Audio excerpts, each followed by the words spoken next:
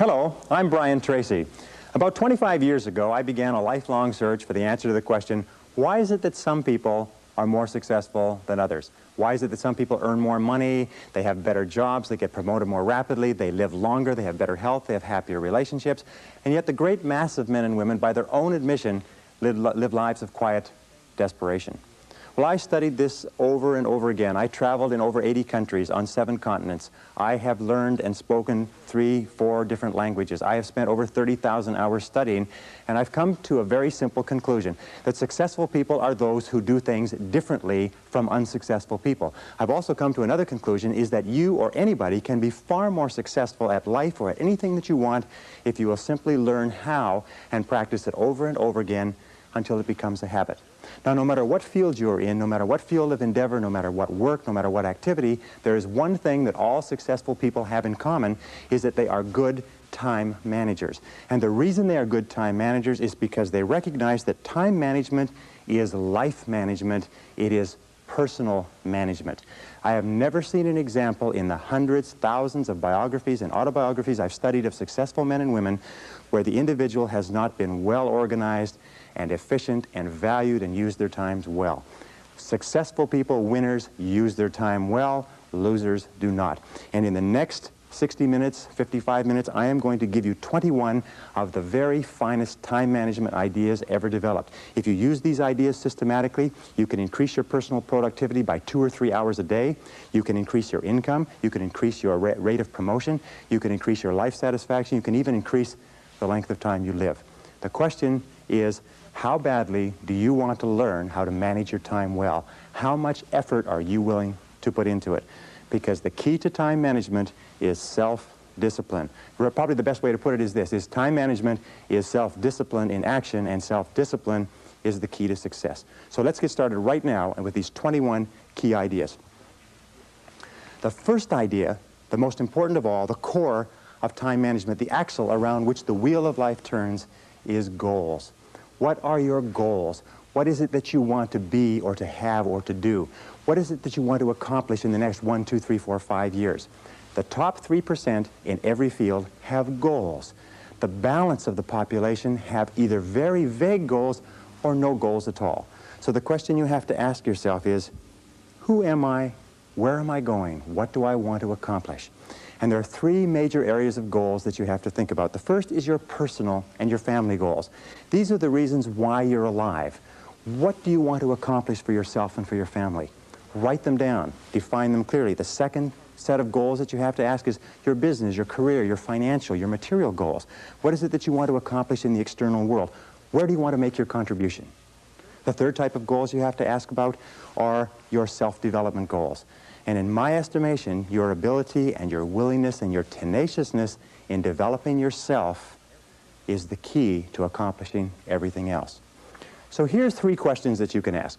The first question is, what would you do? What would you set as a goal for yourself? What would you want to be or have if you just won $1 million in the lottery? What would you do if you just won $1 million? If you had all the time and money, you're completely free to decide to do anything you wanted. If you won $1 million, what would you do differently? Think about that. Hold that in your mind. The second question is, what would you do if you just learned today that you only had 6 months to live? What if you only had 6 months to live? What would you stop doing? What would you do more of? Who would you spend time with? Now, the answer to that question is very interesting because what it tells you is what you really value. What is really important to you?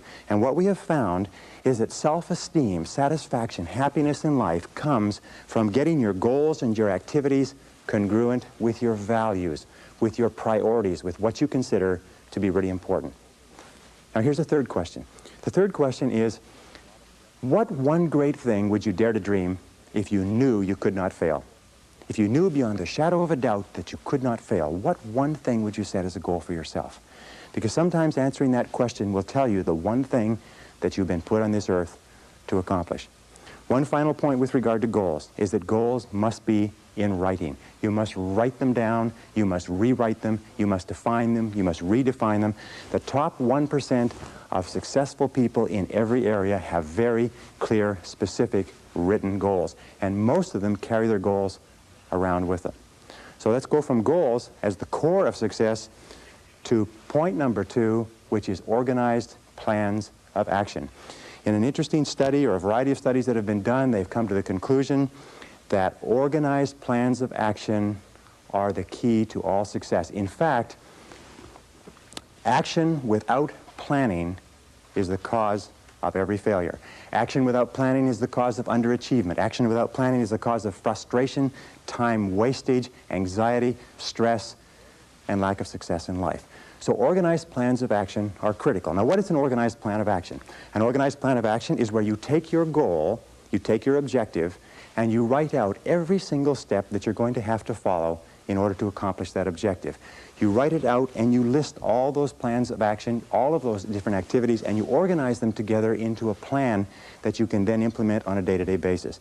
You decide which has to be done first and which has to be done last, which is more important, which is less important. In fact, the ability to set goals and to create plans for their accomplishment is the master skill of success. If all you learned in life, all you learned in school, was the ability to be a continuous goal setter and a continuous planner, day and night, planning, organizing, planning, writing, thinking about what you're trying to accomplish, you'll accomplish more in a year or 2 years than most people accomplish in 10 years or an entire lifetime. It has nothing whatever to do, by the way, with your intelligence. It hasn't anything to do with your education. You know, half of the best educated people in the country are working for people who didn't finish high school or didn't finish college. I wrote an article for a major publication not long ago which said that if you do not have clear goals for your life, you are condemned forever to work for those who do. You see, in life it's very simple. Either you are working toward the accomplishment of your goals or you're working toward the accomplishment of other people's goals. Very important. Now, the third point in excellent time management is analysis. Make a list. In fact, it's been discovered that if you make a list before you begin any task or job, you will immediately improve your productivity by 25%. How do you make a list? Well, you make your list for the week, the Sunday or the Saturday before, and you make your list for each day the evening before. And you always work from a list. Now, why do you make it the evening before? The primary reason is if you make a list the evening before, the subconscious goes to work on your list while you're asleep. And during the night, the subconscious will solve problems and bring insights to you. You'll wake up in the morning with insights, ideas, intuitions, answers that will make your day more productive. Now, the second reason that you use a list is because if you don't have a list, it's like driving down the street in a car with no steering wheel. You just drift, and every bump, every interruption, everything that happens sets you off in a different direction. A list gives you a track to run on for the entire day. Another reason that you use a list is because with a list, you can analyze where you are. You can tell what is more important and what is less important. You can tell what is irrelevant, what can be delegated, what can be delayed, what can be put off. The most important reason for using a list, though, however, is this, is that when you use a list and you work down the list and you check things off, each time you check something off on a list, it gives you a feeling of accomplishment. It's been well said that happiness is the progressive realization of a worthy ideal. That happiness is the step-by-step accomplishment of the tasks necessary to accomplish a worthy ideal. And a successful life is based on a series of successful days, and a series of successful days is based on working on a list, one step at a time. Okay, now the fourth principle for effective time management is to set priorities. It's interesting, there are many people who have goals, vague or clear. There are many people who do make plans, but the biggest single problem in human life is setting priorities, determining what is relevant and what is irrelevant. And in setting priorities, an Italian economist named Vilfredo Pareto in 1895 came up with a principle which is called the Pareto principle. We call it the 80-20 rule. It says that 80% of the value of what you do will be contained in 20% of the things that you do. What does this mean? It means that if you make a list of 10 things that you have to do today, you will find that 2 of those things are worth all of the others put together. Now, the difference between highly effective people, as Vilfredo Pareto said, was that highly effective people work on the vital few versus the trivial many. The difference between the two is that ineffective people work on the trivial many. They work on things that are fun. They work on things that are easy. They work on little tasks, fun tasks, irrelevant tasks, but they keep putting off and delaying working on their major tasks. So the key to success is always be asking this question: what is the most valuable use of my time right now? What is the most valuable use of your time right now? I'm convinced that if all you did was organize your life and only work on the most valuable use of your time, That alone would be enough to make you an effective, efficient person. That alone would be enough to increase your productivity, your performance, your profitability, your rewards by 10, 20, 30, 40, even 50%. So always before you begin, ask yourself, is this the most important thing I could be doing? Is this my top priority task? Does this give me the highest payoff? Is this the most valuable use of my time? Now here is one simple test with regard to value. Ask yourself, in approaching any task, is what impact will the accomplishment of this task have on my future? The futurity of decisions is the key to measuring the value. Most people spend as much as 80% of their time dealing with the problems and difficulties of the past, and only 20% dealing with the opportunities of the future. But successful people are always saying, what impact will this have on the future? Important tasks will always have an impact on the future. Unimportant tasks will only have an impact on the present and maybe even the past. So I say, what is the most valuable use of my time right now, and what impact will this have on tomorrow, the next day, and the future? It's one of the key ways to keep on track with regard to priorities. The fifth key idea in time management, which I am a fanatic on, is concentration.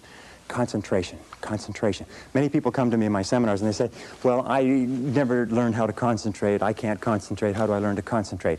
Learning how to concentrate is absolutely essential to success. As a matter of fact, it is impossible for you to accomplish anything worthwhile in life without the ability to concentrate single-mindedly on one thing at a time and stay with it until it's complete.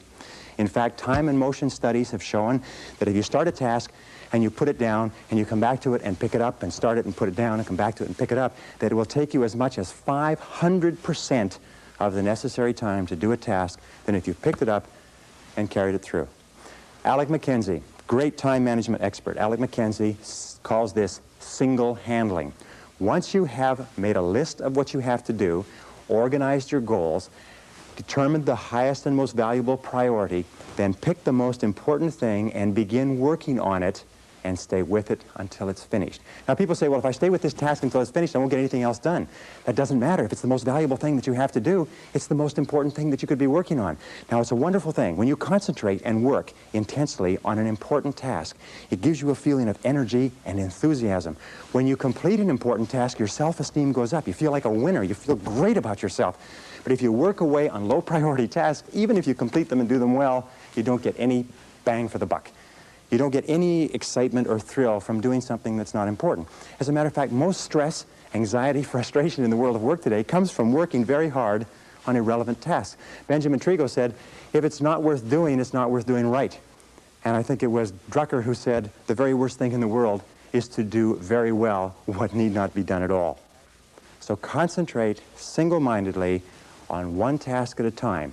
Do first things first, and do things one at a time. Now here's a very simple system that you can use for the first 5 points that we've talked about: goals, plans, priorities, analysis, concentration. It is the ABCDE method. A is the things that you must do, top priority. B is the things that you should do, second priority. C is the things it would be nice to do if you've got all your A's and B's done. D stands for delegate, E stands for eliminate. So when you make a list, the first thing you do is you ABC all your list. A, what you must do, B, what you should do, C, what would be nice to do, and then delegate and eliminate the others. With goals, what you do is this: you make a list of all the things you'd like to accomplish in the next 1 to 5 years. And then you go down the list and write ABC. What you'd love to do, what you'd like to do, what's not that important. Then you take your A goals and you make A1, A2, A3. In other words, your most important, second most important, third most important. Then you take those A goals, you transfer them to another sheet, and you make a list of all the things you're going to have to do to accomplish your goals.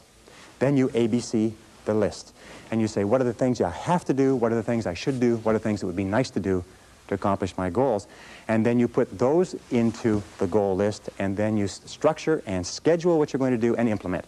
This is called the 6-step method. Choose your goals, set priorities. Choose your activities, set priorities, schedule, and implement. If you just do that on a day-to-day basis, that alone can make you a great, great success in life. The 6th key to time management is deadlines. Deadlines and rewards. Now, psychologists have discovered that 85% of the reason that you or I do anything is because of what we expect to happen as a result. We call this consequences or logical consequences. 15% is because of what we've been told, but 85% is the consequences that we expect. So therefore, what you do is when you have an important task, the way that you motivate yourself to do the task is you structure a specific reward that you're going to get when it's finished. Let me give you an example. Sometimes people are very uneasy about making telephone calls, especially salespeople, so they put it off and they procrastinate. What we encourage them to do is give themselves a reward every time they make a phone call. Put a cup of coffee next to the phone. Every time you make a phone call, give yourself a sip of coffee. Take a cookie and break it up. Give yourself a piece of cookie. In other words, train yourself the way you train a dog to have a positive consequence for everything that you do. So set deadlines. How do you set deadlines? First of all, when you set the goal, when you specify the task, set the deadline when it's going to be accomplished. Always set the deadline with lots of room to spare, and always try to finish before the deadline. Tell other people that you're going to finish by this deadline. Promise others that you'll have your work done. It's a powerful way to act as what is called a forcing system. A forcing system is something that motivates you to stay at it. Because if you don't set a deadline and give yourself a forcing system, you fall into the trap of what is called Parkinson's law. Now, Parkinson's law says that work expands to fill the time allotted for it. That if you have 2 hours of work to do and 8 hours of time, you will stretch that work over 8 hours. Parkinson's law also says that work contracts to fill the time allotted for it. If you have 8 hours of work to do, and because of an emergency you have to have it done in 2 hours, you will get it done in 2 hours. Highly effective people are always setting tight, stringent, disciplined deadlines on themselves so they get more work done in a short period of time rather than less work done in a long period of time. Does this make sense? Very, very important. The next principle, number 7, is what is called the time log, which is writing down and keeping track of where your time is going. All effective people know where their time goes. Now let me tell you an interesting principle with regard to time management. It is this, is the more important you are, the more successful you are, the more you tend to measure out your time in minutes. The less successful you are, the more you tend to measure out your time in hours, days, and weeks. The average person thinks of terms of morning or afternoon. The above average person thinks of hours. The successful person thinks of half hours. The very successful person thinks in terms of minutes. They allocate their time carefully. Now the only way that you can do that is what? Is you've got to keep track of what you're spending your time on. 60, 70, 80% of people are not aware of how they spend their time. They think they spend a lot of time in meetings. It turns out they spend a lot of time socializing. They think they spend a lot of time working on reports. It turns out they spend a lot of time on the telephone. They think they spend a lot of time doing important jobs. It turns out they spend a lot of time wasting time. So keep a time log, or just keep a sheet, and whenever you have a chance to look at your watch, write down what you're doing at the time. Or have somebody else watch what you're doing and feed back to you how you're spending your time. And then you have to ask, is how I'm spending my time consistent with my major goals, my top priorities, my high payoff tasks? And you'll find that it's not. And you'll also find that you feel frustrated and you feel stressed if you are not working your time on the things that you're supposed to do. So keep measuring your time, logging your time, analyzing your time. How am I spending my time? Am I spending my time on the things that are important to me? Am I spending my time on the things that give me a big payoff? And if you're not, keep adjusting and modifying your schedule. A very interesting point with regard to the time log is that self-discipline is critical. You've got to discipline yourself, and you've got to measure and analyze your time every single day, or you slip off it again. The next principle is the principle of procrastination. Overcoming procrastination is absolutely critical, but there's two kinds of procrastination. There's positive procrastination and negative procrastination. Positive procrastination is when you procrastinate on doing low priority tasks. It is when you procrastinate on doing things that do not contribute very much to your major goals. Negative procrastination is when you procrastinate on what is called your most important tasks. Now there's an interesting point, is that their tasks are either urgent, which means they have to be done now, or they are important, which means they don't have to be done now, but they have a very high impact on your future. We have a natural tendency to always do what is urgent rather than what is important. Important tasks are seldom urgent, and urgent tasks are seldom important. So you overcome procrastination with a very, very simple method. It was developed by W. Clement Stone when he was a young man. He built a fortune of $500 million, and this is one of the central principles of his life. It's simply this. Every morning when you get up, say over and over to yourself, Do it now. Do it now. Do it now. I do it now. Do it now. Whenever you have this tendency to procrastinate, program your subconscious mind with this automatic conditioned command, do it now, do it now, do it now. The key to overcoming procrastination is to develop a sense of urgency. Be the kind of person who gets things done quickly. Be the kind of person who launches fast on a task. One of the ways to launch fast on a task is to take the task and break it up, what is called salami slicing it. Slice a piece of salami. Don't try to eat a whole loaf of salami, you just eat it one slice at a time. Take your task and break it up into small pieces and do one piece at a time. Say over and over to yourself, do it now, do it now, do it now. Do you know that less than 2% of the population have a sense of urgency? And that there's not an example of a successful person anywhere who does not have a sense of urgency? That if you just develop a sense of urgency when somebody gives you a task, that you get on it and do it fast, that alone will move you into the top ranks in a very short period of time. In a study done amongst 104 chief executive officers 2 years ago, they asked what would be the qualities that would put a person on the fast track in their career. You know the conclusion they came back to with? 2 qualities. Number 1, the ability to set priorities, to choose what was relevant over what was irrelevant. And number 2 was the ability to get the job done fast. If all you did was this, set priorities and get the job done fast, that alone would cause you to stand out from 80 to 90% of the people that you work with. Number 9, delegate. Delegate everything that you possibly can. Now, what does delegation mean? Delegation is very simple. What it means is this, is that whatever your hourly rate is, let us say your goal is to earn $50,000 a year. If you work 8 hours a day, that's $25 an hour. You got that? So you're a $25 an hour person. Now, the only way you can make $25 an hour is if you do $25 or more work. And the only way you can do $25 an hour or more work is if you take anything that can be done by anybody who earns less than you per hour, 20, 15, 10, 5, and so on, and delegate, outsource, have somebody else do it. The most valuable resource in the world today is productive time. And do not waste your productive time dropping off laundry, getting your car washed, mowing your lawn, cleaning your house. Do not waste your productive time doing things that you can hire people to do for $5 or $10 an hour. Use your productive time on tasks that are more expensive, of higher value. Delegate everything that you possibly can. In fact, its general conclusion is this, is that if you cannot delegate, if you cannot get other people to do things of lower priority for you, you cannot grow, you cannot develop, you cannot be successful. You may be successful running a shoe shine stand, but that's about the limit of it. Delegation requires one key word, clarity. Clarity. The reason people don't delegate is because they've delegated and other people have dropped the ball. But the major reason why people don't fulfill the task that you've given to them is because of lack of clarity. So when you delegate, here are the keys. First of all, think through what you want done. Write it down. Second of all, pick the right person to do it. Don't give a major task to an incapable person. Third of all, make it crystal clear what you want done and when you want it done. And fourth of all, check, review, inspect, keep on top of it to make sure it is done on time.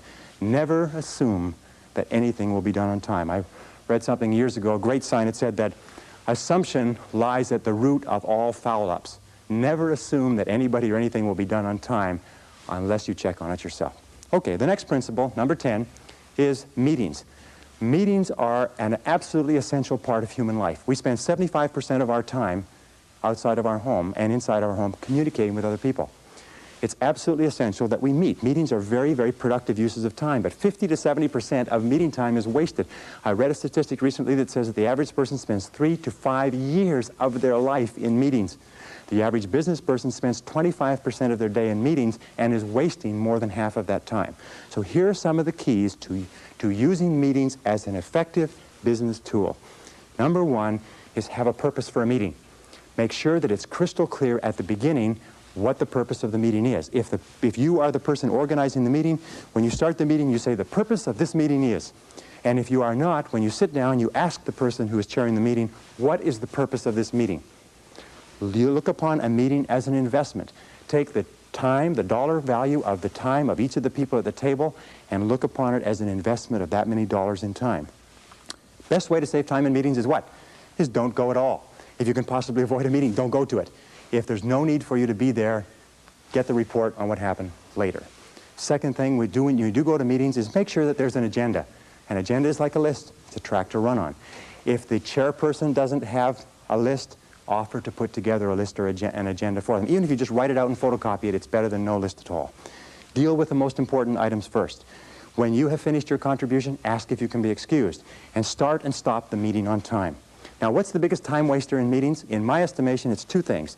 The meeting goes off track and the conversation becomes irrelevant, or second of all, people wait until the latecomer shows up. So here's the basic rule with meetings, is always assume that the latecomer is not coming at all, and start the meetings punctually. Start and stop the meetings at the specified time. Say the meeting will start at 8, end at 9, and at 9 o'clock, wrap up the meeting. Fair? Okay, that's how you handle meetings, and there's a lot more to it than that, but your skill, your ability to work well in meetings is a critical part of good time management. Number 11 is interruptions. The biggest single time wasters in the world of work within the office are interruptions, and the two major types of interruptions are telephone and walk-in visitors, people that just drop in to socialize and to talk to you. So how do you deal with these interruptions? Let's talk about the telephone first. The way that you deal with telephone interruptions is to remember this. When you were a child, the telephone was where you got phone calls from your boyfriend or your girlfriend. Today, we still are conditioned to have an irresistible urge to answer the phone. As a matter of fact, it's been demonstrated that you can get through to people on the phone that you could never get to physically, because people cannot resist answering a ringing phone.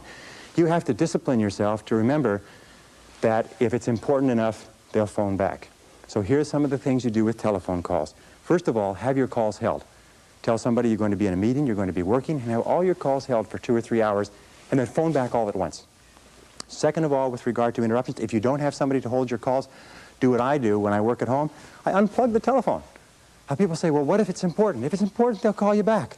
Another thing that you can do if you can't stand unplugging the telephone is put on an answering machine and have the calls captured with an answering machine and then call them back at your own leisure. But don't be a slave to the telephone. The next principle with regard to interruptions is people. Most people are time wasters. That's the basic rule. Most people are time wasters. They waste your time, they waste their own time, they waste other people's time, and you have to be alert to it. So when a person comes in and they want to talk, they drop in without notice. The very fastest way to get rid of a person is to stand up when they walk in. If you stand up and stay standing up, they won't sit down. And you can lead them out by saying, there's one more thing before you go. And then just say it and lead them to the door. If necessary, and I've had to do this on occasion, a talkative person comes into my office, I get up and I start toward the door and I say, I was just leaving, and I leave, and the person follows me out and goes on somewhere to bother somebody else, and then I go back into my office. If people call and say, have you got a minute? Say, no, not right now, could it wait till this afternoon? You know what they'll say? They'll say, sure. And 90% of cases, they'll forget why they came in the first place. So control interruptions. The interruptions and the ringing telephone are two major sources of stress in the world of work. Now, another key management principle, and in management, in time management, in personal management, this is essential. It's what is called key result areas. In other words, it is the key results that you have been hired to accomplish for your business. Even if you own your own business, you are still subject to key result areas. And the way that you find out your key result areas is you ask yourself this question over and over again. Why am I on the payroll? Why are you on the payroll? What have you been hired to accomplish? Not do, not your tasks and activities, but what results are expected of you? You ask yourself this question. The accomplishment of what results is going to lead to my promotion? How am I going to earn more money? What results do I have to achieve in order to get a raise in salary? What results does my company expect of me? What contribution am I expected to make? And then you say, what are my key results? Another way of looking at it is to remember that every job has a series of functions. And there are secondary functions and primary functions, and they're what is called core functions. So you have to ask, what are the core functions of your job? What are the goals of your job? Now, many people say to me, well, I'm not sure. Do you know what the major reason for stress in the American workplace is today? Is people don't know what's expected. I would say 80 or 90% of people out there do not know what's expected. They're not sure why they're on the payroll. And here's a very simple technique for it. Go to your boss with a list of everything that you do and ask your boss to organize it in order of priority. Say what's number 1, what's number 2, what's number 3, what's A, B, or C. Help him or her organize your list in order of priority and give it back to you. I promise you, you'll be surprised. But why is it that you absolutely have to know why you're on the payroll? It's simply this, is that you cannot perform excellently. You cannot do superior work. You cannot be promoted. You cannot get a raise unless you are doing and doing well the key things that your boss has hired you to do. Have you got me on that? Or have I got you on that? Key result areas are critical, and you have to know every single day. In fact, you know something? One of the major sources of frustration in work is to be working very hard on something and being vaguely uneasy because you know it's probably not important. So keep clear channels of communication with your boss, and if you supervise other people, have them bring to you a list of everything that they do, and you organize it in order of priority and make it clear to every person what their contribution is expected to be. Okay? The next one, number 13, is batching tasks. It's interesting that there is what is called in the world of work a learning curve. A learning curve says this. It says when you do a job the first time, it takes you the most amount of time to do it because you're learning how. The second time it takes less. The third time it takes less. The fourth time it takes less. In fact, the learning curve theory says that you can decrease the amount of time by as much as 80% if you do the same job over and over again over a period of time. So batching your tasks is a major time management tool. What does it mean? It means that if you're going to make phone calls, make all your phone calls at once. Have your calls held, make them all at once. If you're going to do invoices, do all the invoices at once. If you're going to do correspondence, do all the correspondence at once. If you're going to read and catch up, read everything at once. It's been found that if you do this on a regular basis, you'll get so much more done by doing it and concentrating on batches of tasks than if you did not. So batch your tasks whenever you possibly can. Imagine what most people do is they do a little bit of telephone call, a little bit of correspondence, a little bit of this, a little bit of that, and they have no learning curve at all. Each one takes the maximum amount of time. So batch your tasks. Put groups of tasks together at once and do them at once. Okay, the next principle is neatness. It's an interesting thing because you run into people all the time. I run into people in my office who say, it's okay if my desk is messy, I know where everything is. Now you have to understand one thing, is intelligent people, people with good memories, can very often remember where everything is. But it just means that they are using their intelligence to combat the inefficiency of neatness.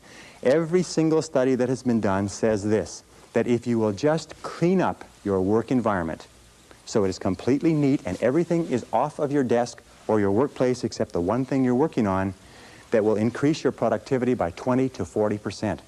People have a difficult time understanding this, but I have tested it. I've worked with a messy desk, I've worked with a clean desk, and I tell you, I promise you, you will be astonished at the difference it makes. Now, how do you clean it up? Well, it's very simple. There's a very simple way of cleaning off a desk. It's called the TRAF system. The TRAF system has 4 letters. T stands for toss. Remember that in time management, your wastebasket is your best friend. So toss it out, throw it away. R stands for refer, which means it's not relevant to you, so you refer it to somebody else. A stands for action. And what you do is you take a file folder and you put it into an action folder, so it's out of the way. And F stands for file. File it away, do something with it. But before you file, always ask this question, what would happen if I didn't have this document? What would happen if I never could find this again? And if it's not particularly serious, throw that away too. Once you've done that, TRAF, you've tossed it, referred it, filed it, or put it in an action file. Once you've done that, then you start with your action file and you work through it. Neatness is important. Clean your desk, clean your workplace. Even in the kitchen, you'll find that if you take one thing out and use it and put it away, and take another thing out, you'll get far more done in a short period of time. Now, here's the rule. If you're not using it, put it away. If you're not using it, put it away. Even if you have to take the stuff off your desk and your credentials and put it on the floor, do it. Your briefcase is your workplace if you are on the road, if you're a salesperson, if you're moving around. Make sure your briefcase is neat and orderly and has everything that you need and nothing more than you need. Neatness is critical to productivity. Here's the final point. In a study that was done recently, 98% of senior executives said they would not promote a messy person, that they would not give a messy person greater responsibilities, that if you are messy, no matter how much you kid yourself, everybody around you concludes that you are inefficient, undependable, unreliable, and incompetent, and even if you do the job well, they think it's just an accident. So be neat. Stand back from your desk and look at it and say, what kind of a person would work at a desk like this? Stand back and look at your car. Say, what kind of a person drives a car like this? Look at your workplace, your briefcase. Look at your home and say, what kind of a person lives here or works here? And you'll find that what will come to you is messy, inefficient, incompetent, disorganized and so on. Neatness is critical to time management. Number 15 is what is called getting chunks of time. Interesting studies. Over and over they have found that important work requires chunks of time to do. What is a chunk of time? A chunk of time is 60, 90 minutes, 2 hours. In fact, it's been found that most serious work cannot be done in less than 60 or 90 minutes. So when we look at the work styles of highly effective people, successful people, the ones who make the most money, the ones who graduate or are promoted the most rapidly, you find that they have developed a habit of cutting out blocks of time where they can work without interruption. Now here's an example. There's several examples that you can use. One of the examples, and one of the ways that I do it, is that I get up early in the morning. Sometimes I get up at 5 a.m. and I'll work for 2 or 3 solid hours. You can get an entire day's work done in 3 uninterrupted hours. As a matter of fact, again, we have found that it's impossible for you to do creative work and administrative work at the same time. If you have creative work to do, reports to do, proposals, anything that requires a sustained period of time to put together, you cannot do it at the desk when the telephone is ringing and people are coming in. You cannot do administrative and creative work together. You have to break them apart. In the office, you do administrative work and you cut away chunks of time for the important stuff that affects your future. One of the things that I do is I come into the office an hour early. I can clear off in 1 hour, I can do half a day's work. Another thing that you can do is stay at the office at lunchtime. Work at your desk. At lunchtime sometimes is the very best time to work. And by the way, if you work from 12 to 1 and then go out for lunch, you'll find that you can get in anywhere, that you don't have any wait, that you can get in and out and back to work quickly. A third is stay late. Sometimes just working from 5 to 7, you'll do an entire day's worth of work. By the way, with regard to travel, I travel a lot, and more people travel by air. 1 uninterrupted hour on an aircraft, if you're properly organized with all of your work in your briefcase, is worth 3 hours in your office. So if you're going to travel, be sure that you take the work necessary so that you can work, if you like a workhorse once you get on that plane. I always try to sit next to a window. If you sit next to a window, you can bury yourself in your work. You have no interference. People are not walking over you, but you can get an enormous amount of work done on a plane. As a matter of fact, much of this course that we're talking about today was done on airplanes. Number 16 is to use what we call transition time. Remember this, is that you will always be paid in life for the value of your contribution. And if you want to earn more, you must learn more. And the most successful people are those who are continually taking in new information, continually learning more, continually taking every opportunity to keep current with their profession and to advance their knowledge. In fact, the knowledge in every single field today is doubling every 5 to 7 years, which means that whatever you're doing, in order to stay even, your knowledge has to double every 5 to 7 years. Now, it's simple to do this. The basic rule is this. You should or you must spend an hour every day investing in your own mind, investing in yourself. You must take an hour every day and read and study and take notes. If you're doing less than an hour a day, you're falling behind. If you do 2 hours a day, you put yourself on the side of the angels. Now, here's some of the ways that you can get this extra learning time, this extra working time, this extra personal growth time. First and most important of all is driving or traveling to and from work. If you drive, the average driver today drives 12 to 25,000 miles a year.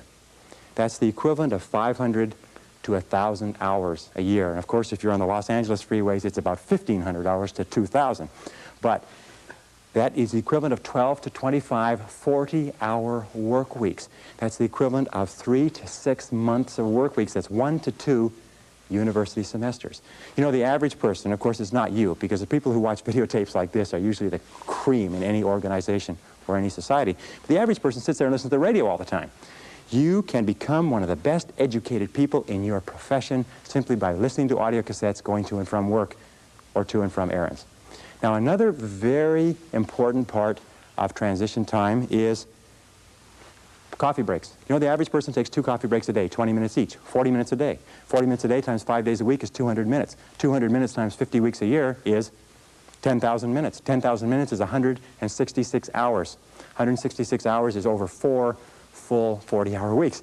Now, what does that mean to you?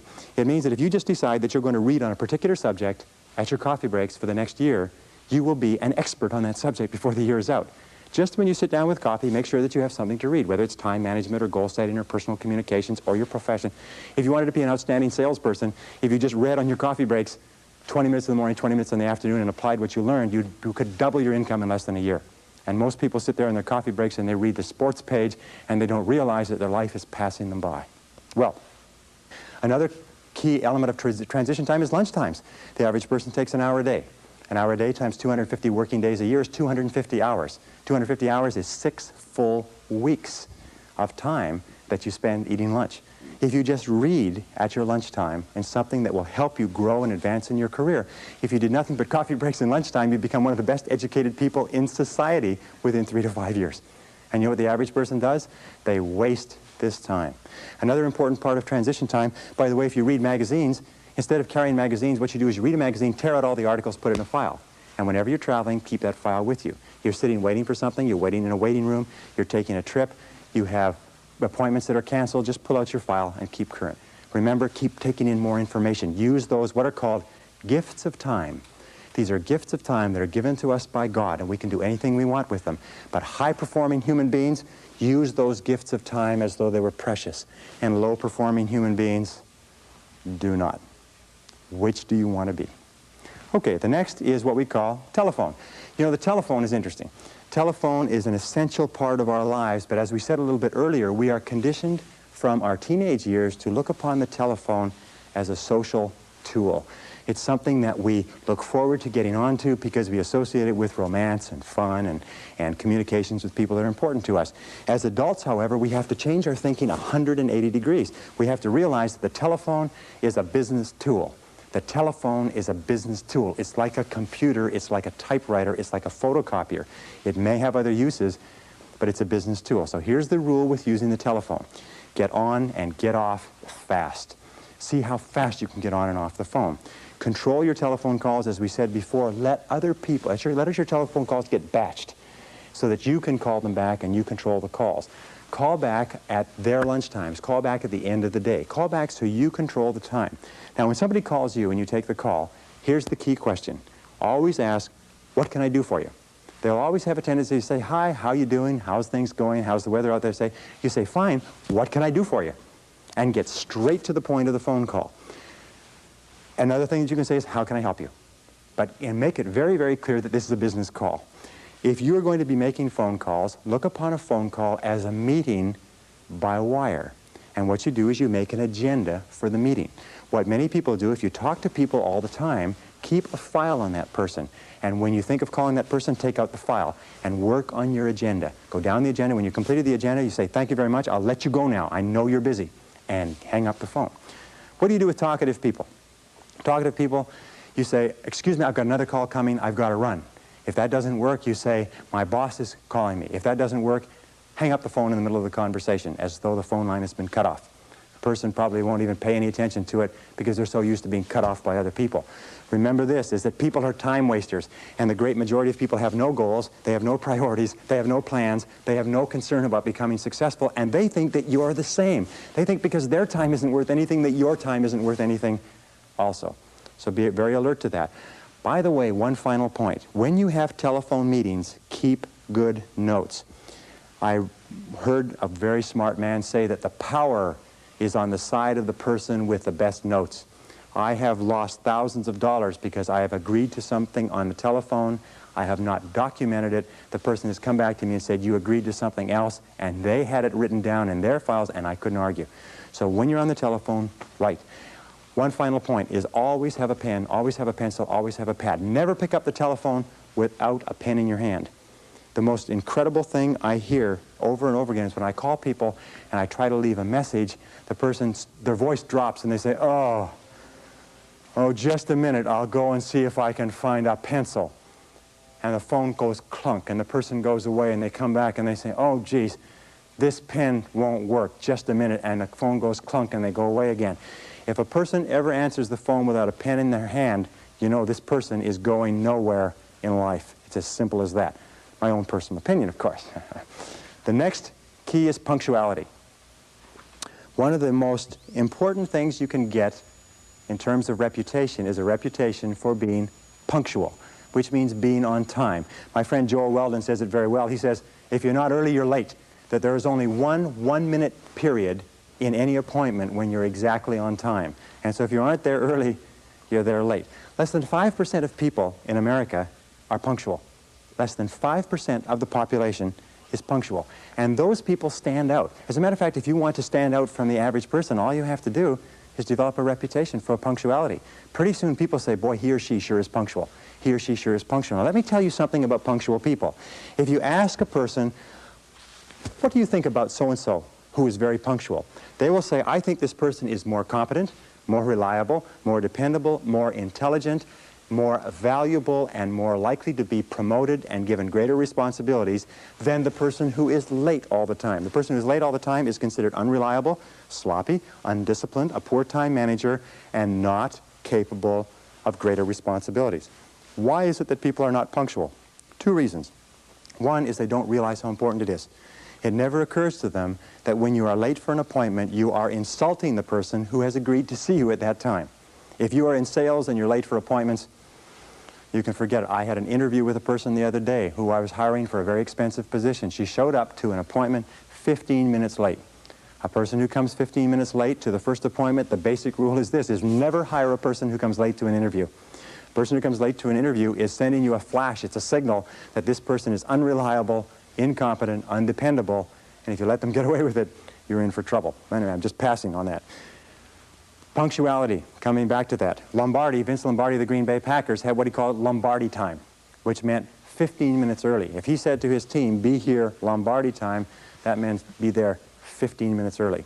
Develop the reputation for being punctual. And finally, one other thing is if you are a superior and you have subordinates or you have people working for you, reporting to you, don't keep them waiting. If you agree to see them at 3 o'clock, don't keep them out there spinning their wheels, standing around. It's one of the worst insults that you can do to people. And if I could just come back one more time, with regard to communications, you know one of the great time wasters in life, this is aside from the points that we're talking about, is lack of concentration, distraction, fatigue. It's not paying attention. How many times have you had problems, serious problems, because you had a conversation with a person and they agreed to do something, or you agreed to do something, and one or the other of you forgot all about it, didn't remember it, wasn't paying attention, it wasn't done, it cost an enormous amount of money?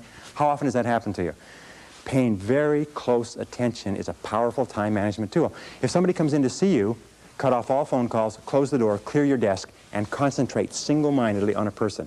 10 minutes of concentrated conversation will clear up more than 1 hour of interrupted conversation. Pay attention, take notes. Now, number 19 is called work simplification. Do you know that at the turn of the century in the United States, it took 50% of the American population to feed, working on the farms, to feed the other 50% living in the cities. Today, it takes less than 3% of the farm population to feed the other 97% in the cities and half of the world besides. The reason for that is because of mechanization, systematization, simplification of the agricultural process. As a matter of fact, every great advance that has been made since the Industrial Revolution has been toward simplification. Always be looking for ways to do tasks faster, easier, cheaper, quicker, better. Always be looking for ways to do them faster. As a matter of fact, over and over again, individuals have put their careers on the fast track by finding ways to streamline existing processes. Now, here's a couple of other ideas which have been very useful to me in terms of getting more done in a short period of time. Here are the 6, maybe 7 key ideas. If you want to get more done in a given period of time, or if you want to get more done, period, you can do, 1, you can work longer. In other words, you can spend more hours working. But that's not a great idea because your productivity starts to drop off and you start to make mistakes, which you have to come back and correct and so on. Number 2 is you can work faster. You can get more done within a short period of time.